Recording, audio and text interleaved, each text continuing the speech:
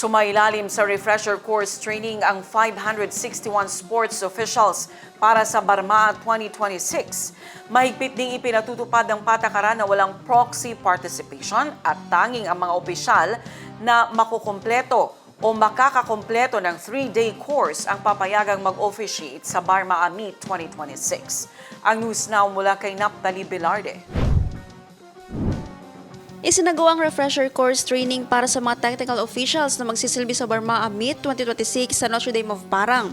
Inihiwa-hiwalay ang mga ito ayon sa bawat sports event upang matiyak ang mas epektibong pagkatuto at paghahanda. Layunin ng training na mapahusay ang kaalaman at kasanayan sa officiating, ma-update ang mga opisyal sa kasalukuyang policies at guidelines, mapalakas ang values ng fairness, safety at professionalism sa sports competitions. Ayon sa organizers, ang mga tournament managers ang mangangasiwa sa implementasyon ng kani-kanilang events alinsunod sa itinakdang training matrix.